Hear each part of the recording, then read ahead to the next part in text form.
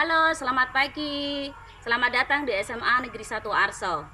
Perkenalkan, nama Ibu Kastuti, biasa dipanggil kalau di sekolah Mem Kastuti karena saya mengajar pelajaran bahasa Inggris. Selain itu, di sekolah SMA Negeri 1 Arso, saya juga menjabat sebagai Wakasek Kurikulum. Jadi kalian akan bertemu setiap hari di sekolah dengan Mem Tuti. Baik, saya akan menjelaskan kurikulum yang digunakan di SMA Negeri 1 Arso. Kurikulum yang digunakan yaitu kurikulum 2013. Nah, kurikulum 2013 ini di SMA Negeri 1 Arso menyediakan dua peminatan. Yang pertama, peminatan matematika dan ilmu alam, dan yang kedua adalah peminatan ilmu sosial. Nah, lintas minat yang disediakan pun ada beberapa mata pelajaran. Untuk IPA, lintas minatnya yang disediakan adalah pelajaran ekonomi dan sosiologi. Sedangkan untuk IPS adalah lintas minat kimia, biologi, dan fisika. Mungkin itu saja perkenalan dari Ibu. Sampai jumpa di SMA Negeri 1 Arso. See you. Baik, selanjutnya saya akan menjelaskan proses pembelajaran yang akan dilaksanakan di SMA Negeri 1 Arso ini pada masa pandemi COVID-19. Nah, proses pembelajaran ini ada dua. Yang pertama bisa dilakukan secara online dan yang kedua adalah secara offline. Nah, nanti orang tua kalian akan menerima surat kontrak. Apakah orang tua kalian pada masa pandemi COVID-19 ini memilih kontrak pembelajaran offline atau online. Nah, satu mata pelajaran itu waktunya menggunakan cuma 40 menit, 20 menit proses penjelasan materi, sementara 20 menit adalah proses latihan soal-soal. Nah, itu menggunakan dua shift. Yang shift pertama kita akan jadwalkan dari urutan abjad nama di kelas. Jadi nomor 1 sampai 18 itu adalah masuk shift minggu pertama, sedangkan nomor 19 sampai 36 adalah akan masuk di shift minggu kedua.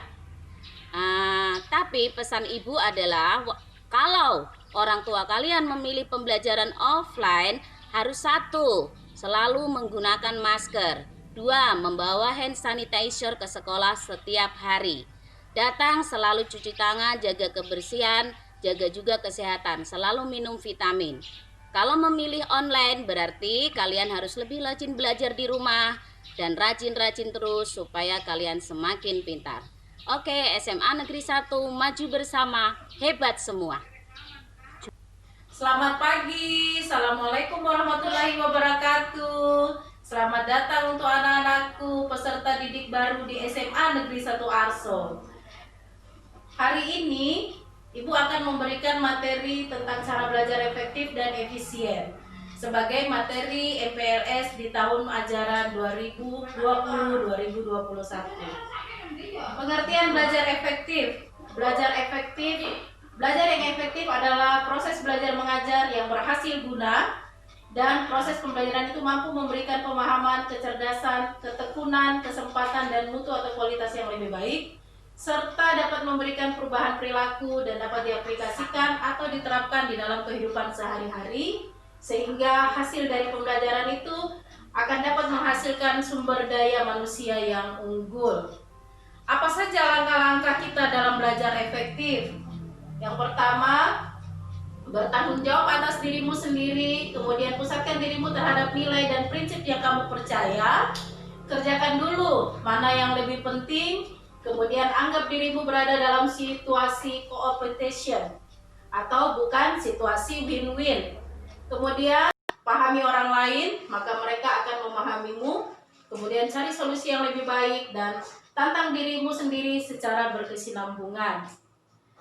Tips-tips belajar yang baik dan benar. Ada beberapa cara ya. Ada yang pertama yaitu belajar kelompok. Belajar kelompok dapat menjadi kegiatan belajar yang lebih menyenangkan karena ditemani oleh teman dan berada di rumah sendiri sehingga dapat lebih santai.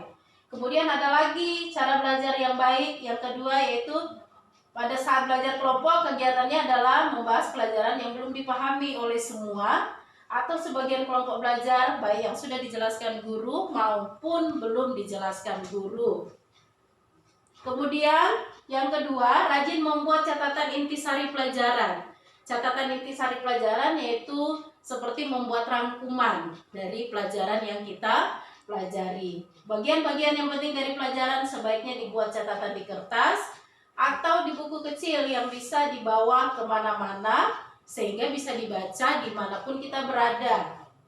Namun catatan tersebut jangan dijadikan media mencontek ya, karena dapat merugikan diri sendiri. Kemudian yang ketiga, membuat perencanaan yang baik. Untuk mencapai suatu tujuan yang biasanya diiringi oleh rencana yang baik, maka kita harus membuat rencana belajar dan rencana pencapaian nilai untuk mengetahui apakah kegiatan belajar yang kita lakukan sudah maksimal atau perlu ditingkatkan. Sesuaikan target pencapaian dengan kemampuan yang kita miliki. Kemudian buat rencana belajar yang diprioritaskan pada mata pelajaran yang lemah. Buatlah jadwal pelajaran yang lebih baik. Kemudian yang paling penting dari belajar efektif adalah disiplin dalam belajar. Apabila kita telah membuat jadwal belajar, maka kita harus menjalankan dengan baik. Contohnya seperti belajar tepat waktu dan serius, tidak sambil main-main, dengan konsentrasi penuh. Jika waktu makan atau mandi, ibadah dan sebagainya telah tiba, jangan tunda-tunda lagi. Nanti pembelajarannya dilanjutkan lagi setelah kita melakukan kegiatan tersebut. Kemudian yang kelima, menjadi aktif bertanya dan ditanya. Jika ada hal yang belum jelas, maka tanyakan kepada guru, kepada teman, atau orang tua. Jika kita bertanya, biasanya kita akan ingat jawabannya. Jika bertanya, bertanyalah secukupnya. Dan jangan bersifat memuji orang yang kita tanya. Tawarkan pada teman untuk bertanya kepada kita hal-hal yang belum dia pahami. Karena semakin banyak ditanya, maka kita dapat semakin ingat dengan jawaban. Dan apabila kita juga tidak tahu jawaban yang benar, maka kita dapat membahasnya bersama-sama dengan teman.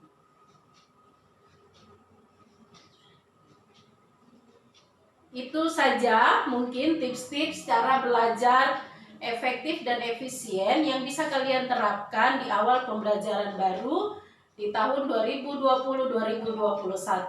Selamat berjumpa nanti di pembelajaran new normal. Jangan lupa tetap jaga jarak, pakai masker, dan jaga kebersihan. Jangan lupa yang paling penting dari semua adalah rajin-rajinlah mencuci tangan. Terima kasih. Selamat pagi. Assalamualaikum warahmatullahi wabarakatuh.